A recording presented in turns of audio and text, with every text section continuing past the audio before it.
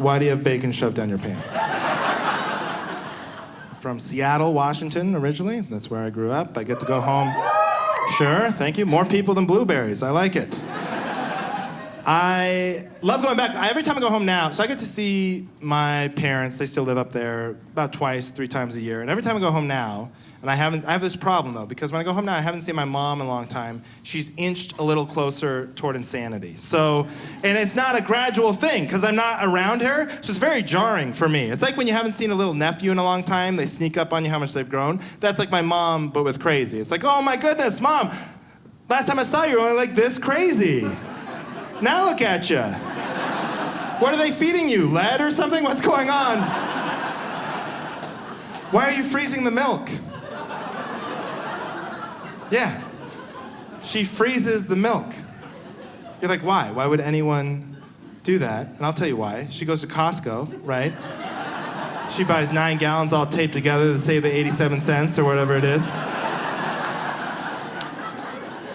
Then it's just her and my dad in the house. She's lactose intolerant. They're never gonna drink that milk. I don't know who it's for. It's apocalypse milk, okay? So what are we, I don't know. And we didn't do that growing up. This is new. This is something she picked up like 3 years ago. I don't know from where. So now I come home. She don't even have a good, see, if you're gonna freeze milk, you need a system. Here's what you do. You put a regular milk in the refrigerator, just ready to go. And then as that gets used up, you move in a frozen milk to defrost, so you have a seamless milk transition. Now, right, I come home, and again, hadn't seen my mom like 6 months, right? And I open up and I pour myself a bowl of Cheerios. I'm in the kitchen. It's very nostalgic, it's kind of nice. You know, I'm very excited to have these Cheerios. I open up the fridge, you know, and I grab the milk. It's heavy. Oh, it's a good sign, right? You got a heavy milk, it's going down. Cheerio time. Unscrew the lid, turn it over, nothing's coming out. It's an iceberg. I didn't know what to do. What would you have done in that moment? Do you just set it out on the counter and wait 6 hours? I'll tell you what I did. I microwaved that milk. That's what I did. Yeah, and how long? How long do you microwave milk for? Nobody teaches you that in high school. I hit the popcorn button. I wasn't sure how long. There was no milk defrost. My mom is slowly and sadly losing her mind button to press. So then, I come home another time, and again, hadn't seen my mom like 6 months, you know, and I open up the front door, and the first thing I see is her. She's standing at the top of the stairs, but she has her back to me. And she has what appears to me to be a pack of bacon shoved down the back of her pants, like halfway down her butt, and the other half sticking out on the small of her back. I was alarmed. So I asked what I thought was a very important question. I said, hey, Mom, Merry Christmas.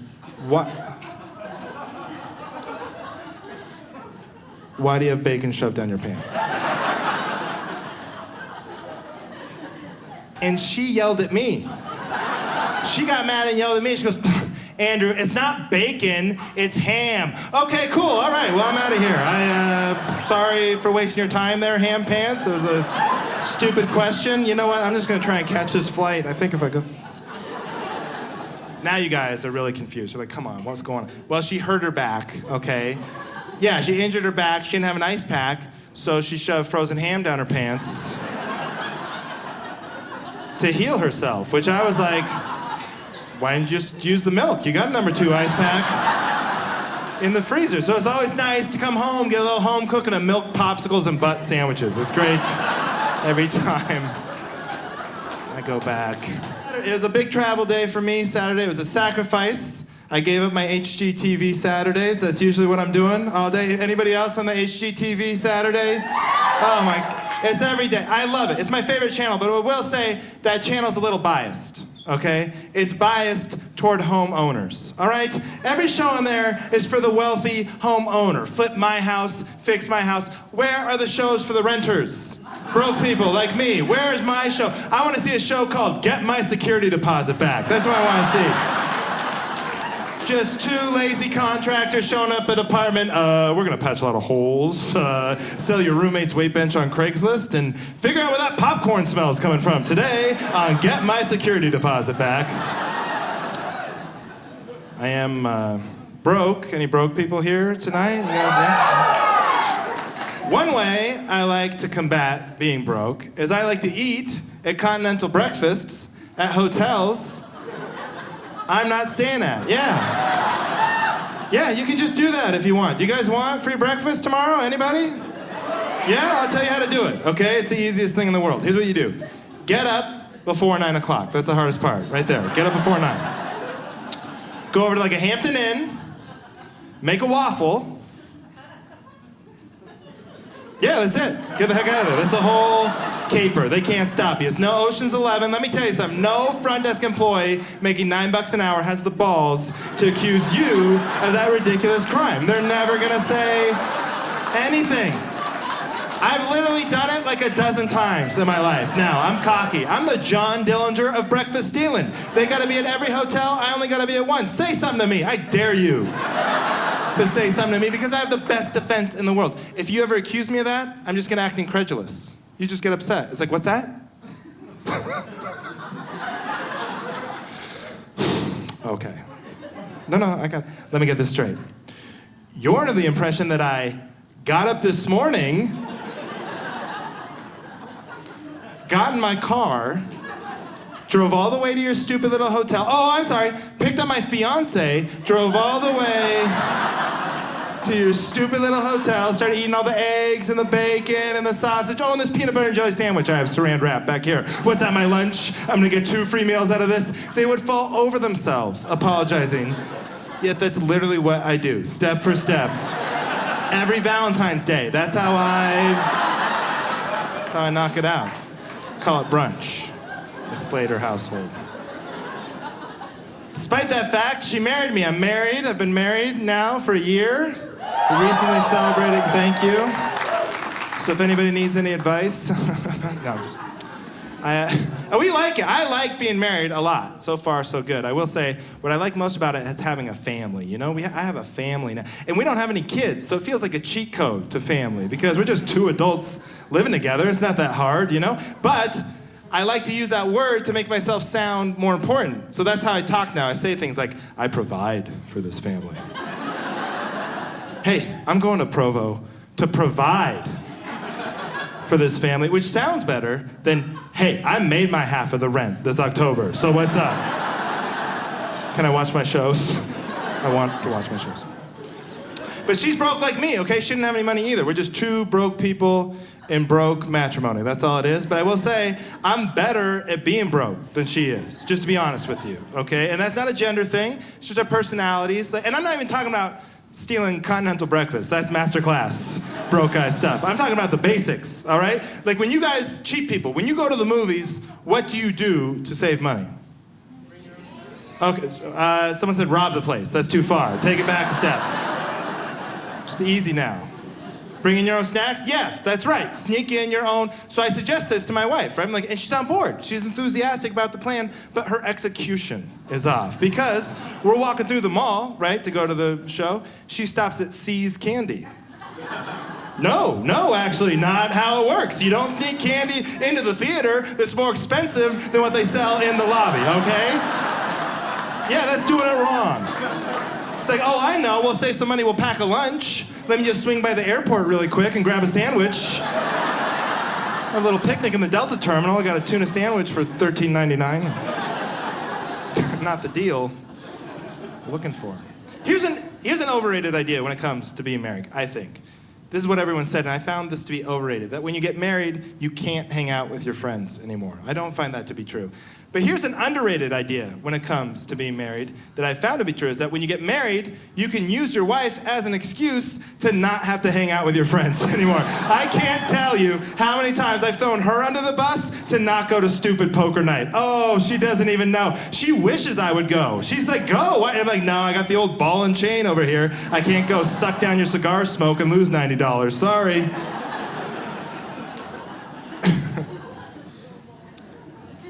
We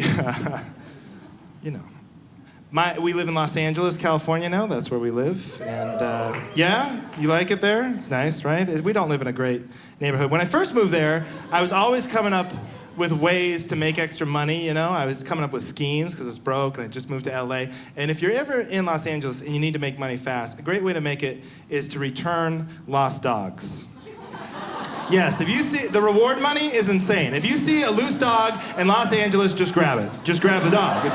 The cuter the better. They will pay you for it. I saw a poster at a coffee shop recently. It said, lost dog, reward $5,000. Right? And then underneath that it said, no questions asked. I think there's gonna be some questions. Otherwise, I know what I'm gonna do. I'm gonna find the first animal I see on the street. I'm gonna bring it to these people like, psh, what is that, a cat? That sounded like a question. I was told there wasn't gonna be any. So if I get my $5,000 in cash, I'm looking to avoid any tax complications, you know what I'm saying? Thank you, yes. They're crazy about their dogs in Los Angeles. It's gone too far. People love their dogs, it's gotten to the point now where if I don't stop and pet a stranger's dog, people take it personally. They get upset if you don't pet their dog. I was coming home late at night. This guy was letting his dog go to the bathroom on the parking strip. No leash, okay? So I see this dude, stranger, dog, no leash. I walk wide around him. As I'm walking around him, he yells at me with all this attitude. He's like, he's friendly. Yeah, that's how he said it, just like that. He's friendly. Oh, you know what? Maybe I'm not friendly. Did you ever think about that? Maybe if it gets too close, I'll bite your stupid dog. I don't want to pet your dog.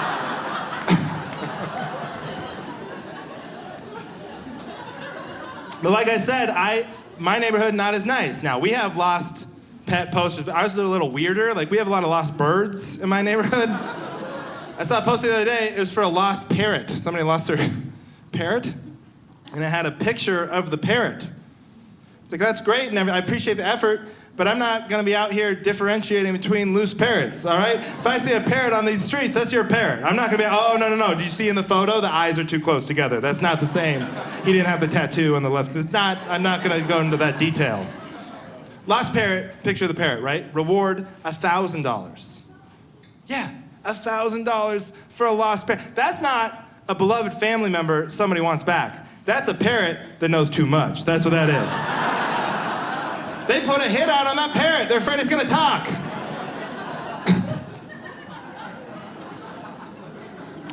Moved to Los Angeles. I had no money. I was really broke, you know.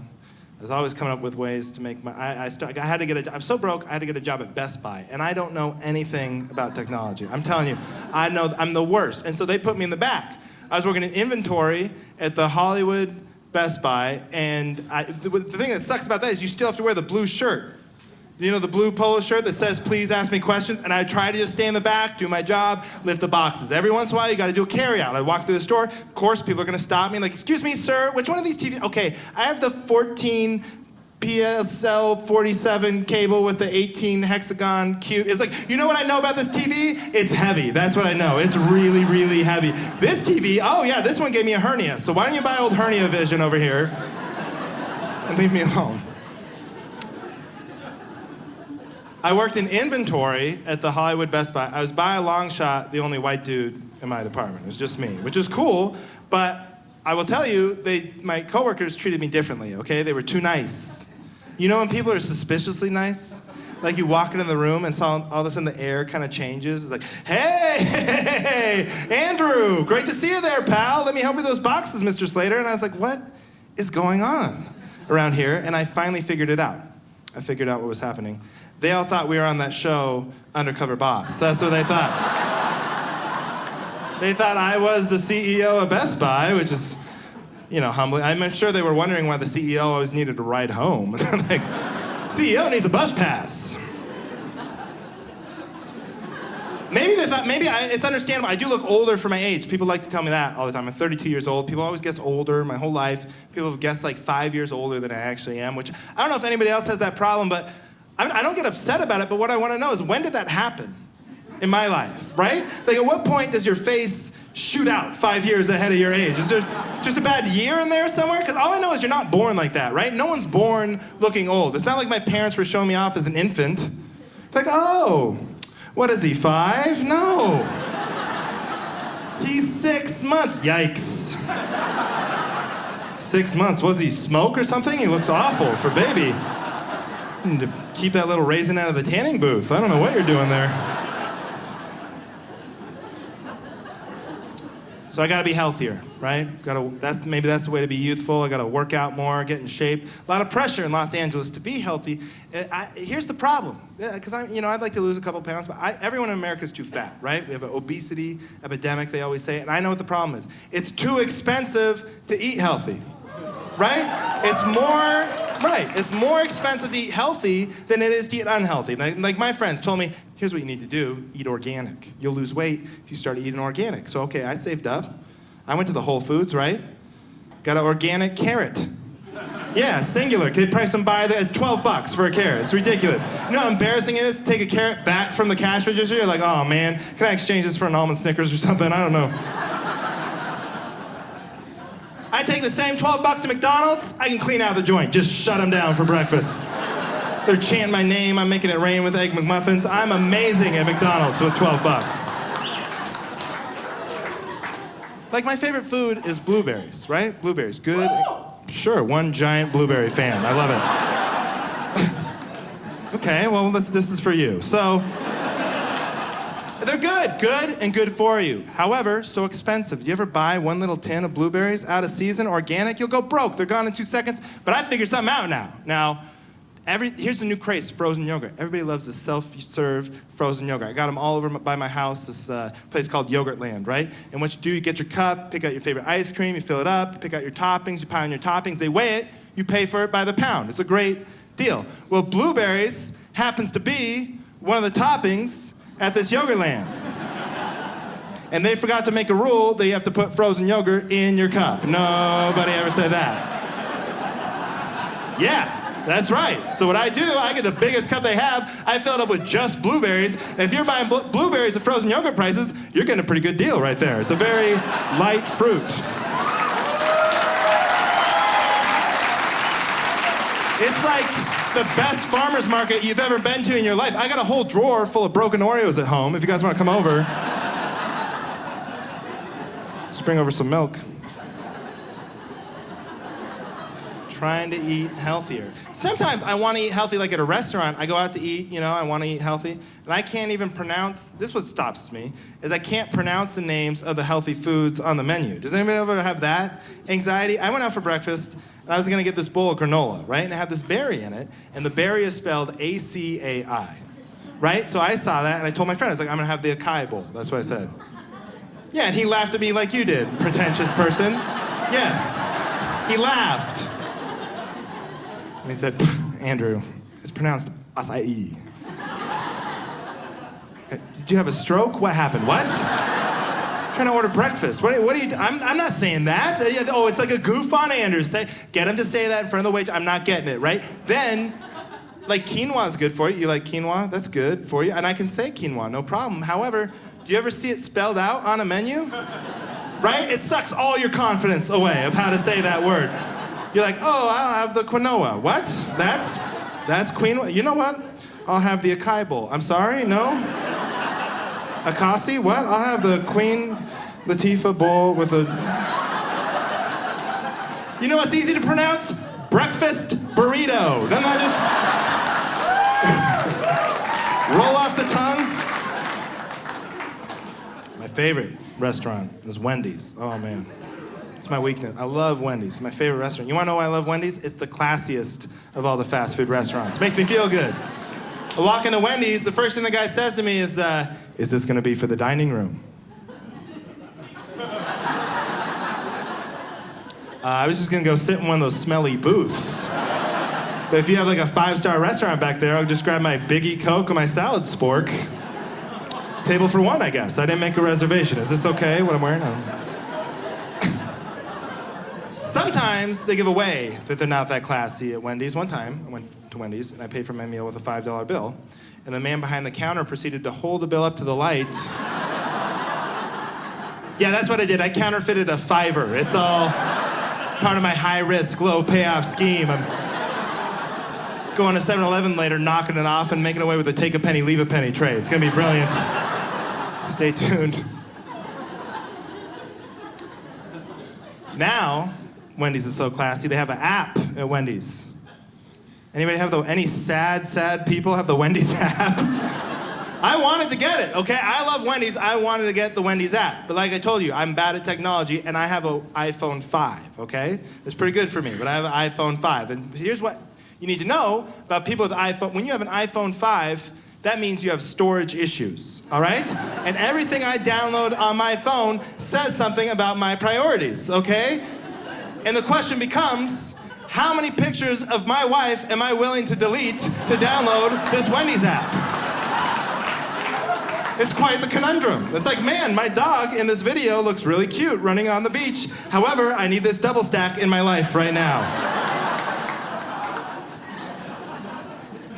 So that's the thing. I'm trying to be healthier, you know? LA, there's so much pressure to be healthy. I started working out. I'd have the laziest workout method ever, though. And this is the only thing lazier is what I did, because I got the Fitbit. How many people have the Fitbit? Anybody? Yeah? Do you like it? I quit the Fitbit. How lazy is that? I'm not, what's this, all this walking around? I can't be doing that constantly. For those of you who don't know, a Fitbit, you wear it around your wrist, right? And it counts your steps. And I'd have 2 goals every day. My first goal was to get 10,000 steps in a day. And my second goal was to tell my friends 10,000 times a day how many steps I have left. That's how a Fitbit worked. But I quit. And the real reason why I quit is because I got sick of the challenges. People would challenge me to see who could get the most steps in like a weekend. And I found out people cheated. People cheat. Do you know that? There are Fitbit cheaters out there. What is the motivation? Why do people cheat? I'm so mad I can't even talk. Why do people cheat at Fitbit? This guy, here's what he does. It's diabolical. He takes his Fitbit, right? He shoves it in his sock, okay? Then he wraps his sock up. He puts his sock in his shoe. He takes his shoe, throws it in the dryer, turns it on for 45 minutes. And he's getting like 60,000 steps a day. He's winning every contest at work, and they can't figure it out. It's like Bill's fatter than ever, and his feet smell good. This doesn't make any sense. I don't know. Why are you smelling Bill's feet? Yeah.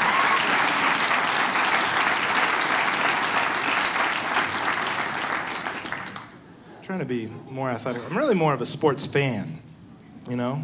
I'm a big Seahawks fan. I'm from Seattle, Washington. Anybody? Yeah? Big Seahawks fan. Do you guys wear the jerseys? Do you like sports fans? Do you wear your jersey proud? Yeah? I like it. Some people think it's stupid. They're like, oh, you're going to wear a jersey with the name of another man on your back? That's so pathetic.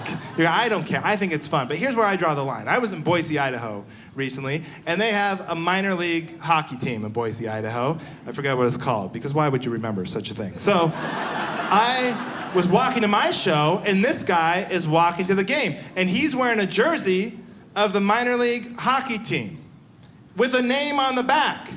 He bought a minor leaguer's hockey jersey. That's taking it too far, okay? You can't, first of all, you make more money than that dude. You can't wear his jersey. That's pathetic. It's like, just give him the $40 you spent on that jersey. He'd be way happier. Wait till after the game, give him the $40, and he'll wear a jersey with your name on the back of it. He'll be so happy.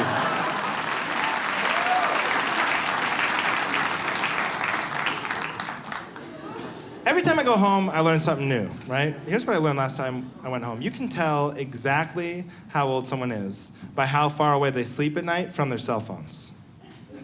So think about that. Anybody in here under the age of 30? Right? Yeah? Okay. I know where your phones are when you sleep. Yeah, within arm's reach at all times. Either on the nightstand, you're like an old detective with a gun under the pillow. In case something goes down, you're ready to tweet. You will Snapchat any robber so hard and put the little doggy tongue on him and make his head spin. Now I come home, getting ahead and see my mom, you know. She's asleep in her room. It's early in the morning. And I see her cell phone. She's in her 50s, you know, and her cell phone's in the kitchen while she sleeps. I was like, wow, I'm 32. That's far. That's far away to be from your phone at any one time, right? Now here, my grandparents, they're in their 80s. They share a cell phone, and they got their very first cell phone recently. Yes, they got their very first cell phone recently, and they keep theirs at the Verizon store where they bought it. They said, every Tuesday, we'll take the number 9 bus, drops you off right down there, check the messages. What's the big deal? It's like, I don't know. It's a good point. I don't know. I have brothers. I have 2 brothers. I have a theory. I have an older brother and a younger brother, but I have a theory about siblings. I think the eldest sibling and every family should make the most money. That's what I think. Yeah, the eldest should make the most, the next kid should make the next amount, and the youngest should make the least. Because that keeps the power dynamic the same. It keeps the relationship together. It's how it was when you were growing up, right? They're in charge all the way down the ladder. And here's how it works, just so you know, here's how it works in my family. Me and my older brother combined make about $44,000 a year. That's where we're at. I'm a comedian, he's a PE teacher. We both wasted our education, just totally screwed up. Now, my younger brother is an accountant, right? And he makes like $100,000 a year. And, okay, rich people, yeah, you know. You can count all your own money. It's amazing when you're an accountant. But it's because he makes all this money, it's ruined our relationship with my brother. We can't hang out anymore because we were awful to this kid growing up. We beat him up all the time. We never let him play Nintendo, never thinking he'd grow up, get rich, and take out economic sanctions against us. Because that's what's happened. You know what he does? He changes his Netflix password. Yeah, on Friday nights, he waits till he knows it'll do the most damage. Yeah. It's humiliating. Me and my wife are here, we're trying to watch Sherlock or something. Now I gotta call this little pissant and beg? You know what I want. Give me the password. Don't ask me how I'm doing, just give me... All right, Heidi, write this down. G-E-T-A-J-O-B... Oh, I get it, that's clever. That's really...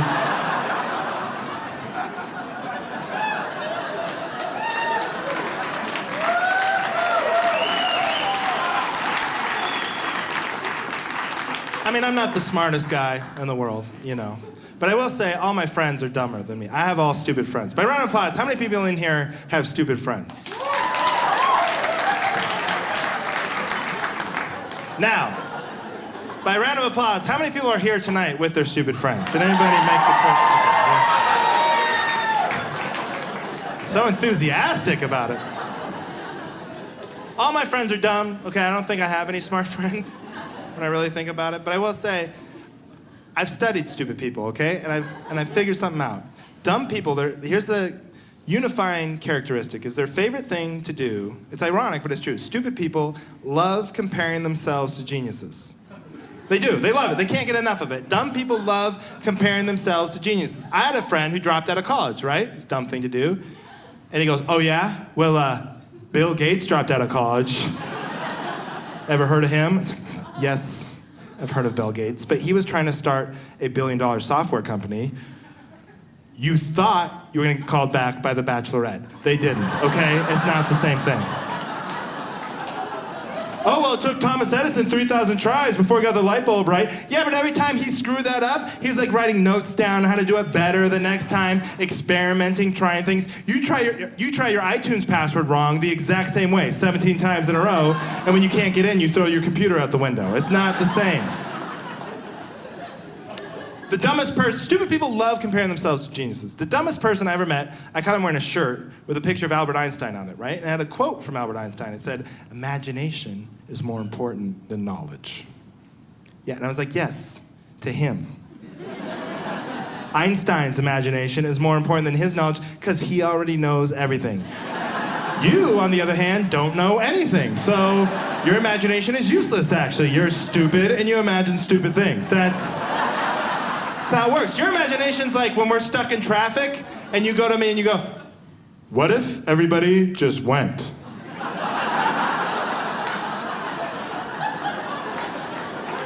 No, like what if we all just stepped on the gas at the same time? Wouldn't there be no traffic? I don't know, man. You know what? Why don't you try it? Why don't you try it?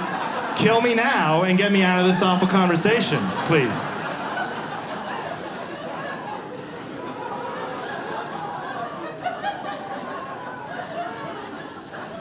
Sometimes my dumb friends, they don't even compare themselves to geniuses, right? They'll compare themselves to great people in general, like great athletes. Like I have a friend, he'll screw something up, you know, and he'll go, hey man, if I went 3 for 10 in the major leagues, they'd put me in the Hall of Fame. It's like, yeah, but they're trying to hit 99-mile-an-hour fastballs. All I asked you to do was to pick me up from the airport, okay? If you go 3 for 10 on airport pickups, they put you in the Jackass Hall of Fame. That is a horrible airport pickup percentage. 300 is not cutting the mustard.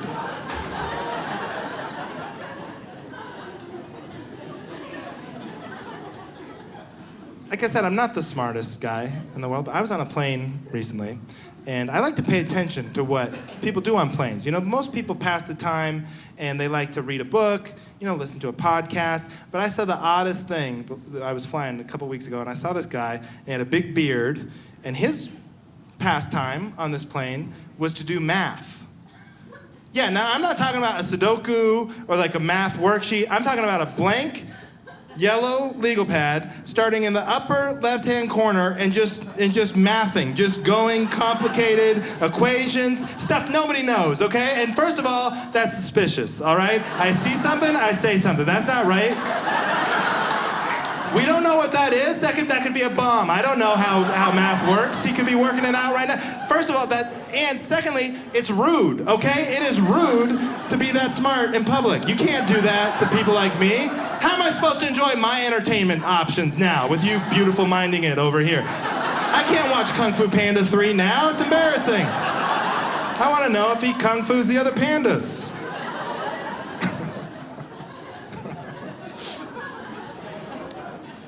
I had the dumbest thing happen to me that's ever happened to anybody.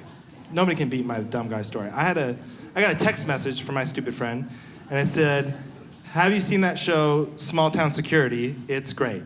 Now, I hadn't seen the show, and I was busy, and I just forgot to text him back. It happens sometimes, right? 2 days go by. I get another text from the same idiot, and it says, "I know, I love it." And I was like, what? It was 2 days later, it was out of context, and I thought, oh, maybe he texted the wrong person. That happens sometimes, you know, so I ignore that one too. A couple seconds later, I get another text about the show. It's like, oh, when that man turned out to be a cop, I was like, who are these for? Who are you texting right now? You're texting the wrong person, and that's when he explained it to me. The dumbest thing that's ever happened. He said, oh, I saw that text I sent you 2 days ago.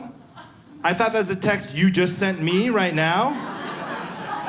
And I was replying to my own text.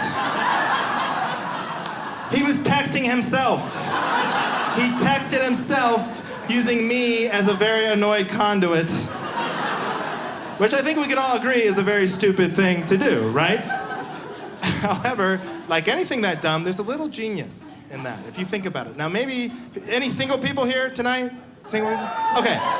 Now maybe you meet a cute guy or a cute girl after the show, you get their number, it's exciting, but you're also nervous. You're not sure, do I text them right away? Do I wait a couple days? Text them right away. Just fire it off. Say something like, hey, you wanna go out sometime next week? Oh, but then they ignore you. The worst happens, right? 2 days go by, you haven't heard from them. Don't worry. Just send them another text. Sure, how about Wednesday, 8 o'clock? That work for you? They're trapped. Congratulations, you have a girlfriend. Yes. Don't actually try that, by the way. Like I said, me and my wife, we don't have kids, but I do think one of the most beautiful things you're ever going to see in the world is a parent reading to their children. You ever go out in the world, see parents taking the time to read to their kids? It's a lovely thing. However, there's nothing funnier in the world than when you see a parent mispronouncing words from the children's book. Have you ever seen that before? That will make your afternoon. I saw a friend of mine one time, and she was like, and then the ball ricocheted off the wall. I was like, no, nothing ricocheted, actually. Can I say something there? Am I allowed to speak up? Or is there a number I can call to prevent SAT disasters from happening? It actually reminded me of a few years ago. I was in Boston with my dad, and we were walking through the park, the big park, Boston Common. And if you ever go there, they have these duck statues, okay? And he sees them and he stops. He goes, oh, Andrew, these are the ducklings from that book. I was like, what book? He said, Make Way for Ducklings. That story I used to read you every night before you went to sleep. And I was like, I don't remember that. It's like, yes, you wouldn't sleep until I read you this story, Make Way for Ducklings. And I was like, I have no idea what you're talking about, Dad. And that's my point here tonight. If you guys take anything away from this show, please just remember, reading to your children is a waste of time. They're not going to remember. In fact, the only thing you might do is pass down your mispronunciations of words. And trust me, you do not want that weighing on your conscience. It's a terrible Burdon. You'll never be able to order quinoa at a restaurant ever again.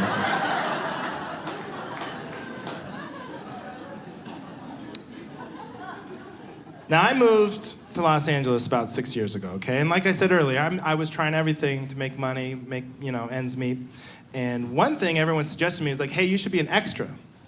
You know those people in the background of movies or TV shows? When you do that, you get $100 for the day. You get free lunch. And I thought, cool, I'll do that 5 days a week. $500 a week, free lunch. That's it. I'm rolling. That's fine. I'll retire at 55. American dream, right? Well, here's the problem. Too good to be true. They never called me for it. They 2 years went by. I didn't hear from them once. Apparently, they had enough 6-foot pudgy white dudes in the background of things already. They didn't need any more. But finally, one day, I get a phone call, right? Hadn't heard from 2 years. I get a phone call, and they say, are you available? I say, yes, I'm available. I hang up the phone, and then I remember the Seahawks are playing the 49ers the next day on Thursday Night Football. Now, I'm a big fan. I didn't want to miss the game, so I called them back. And I said, hey, I left a voicemail. I said, hey, I'm really sorry, but my grandmother just passed away. I can't. Oh, I know. And I always feel the judgment. Maybe in Utah you don't use the dead grandma excuse, but let me tell you something. I've used it 17 times now in my life, and every time I do, she just gets stronger. Like she always, I'm telling you, she pulls out of something. I think she's living off the spite of it at this point. So, now here's the weird part of the story. I make my excuse. I figure it's over, right? They call me back. They don't need me for 2 years. They call me back. They're like, hey, we need you. You said you could do this. We'll pay you double if you show up. It's like, oh, my grandma just woke up. Turns out she's asleep. Heavy sleeper, old grandma. I'll be there. So now I go, right? And they don't tell you what it is ahead of time. They keep it like a big secret. So I'm walking. I don't know what I'm doing. And they're very rude to you. Extras are the bottom of the totem pole. So they have no patience for you. And I walk in, and they're like, who are you supposed to be? It's like, oh, I'm sorry, I'm Andrew. Nice to meet you. Like, no, who are you supposed to be? Well, I'm supposed to be a comedian, but to be honest with you, it's not going that good, so that's why I'm here. Who are you supposed to be? I was like, I don't know. Finally, someone said, he's Leo. I was like, who? Leonardo DiCaprio. You're the Great Gatsby. And I'm like, wait, I'm Leonardo DiCaprio? They were like, yeah. I was like, well, then why y'all making eye contact with me right now? What's up? Oh, the kale Caesar salad and a 22-year-old supermodel stat. But they didn't give me that stuff because I wasn't really Leonardo DiCaprio. What I was a stand-in. I was supposed to stand in, and pretend to be Leonardo DiCaprio while they reshot the scenes for the real Tobey Maguire for that movie, The Great Gatsby, which I don't know. Did you guys ever see that movie? Anybody? Yeah? And to be honest with you, I see some skeptical faces out there. You're like, I saw that movie. I don't recognize you. You don't look nothing like Leonardo DiCaprio. Okay. But what about now? Yes. That's the most Leonardo DiCaprio back of the head in the business. They paid double. I can do any Leo movie. This is Titanic right now. Titanic. Hold on. Wolf of Wall Street. Isn't that incredible? So now I got to do it, right? They dress me up. They put the suit on me. They cut my hair to look like the back of his head, But like I said, they're rude because he puts this watch on me, and the guy goes, that's the most expensive watch you're ever gonna wear. Wow, okay. Well, now it's the most expensive watch you're ever gonna have stolen from you. So, congrats on that. I put in the old false address back there. Good luck finding me.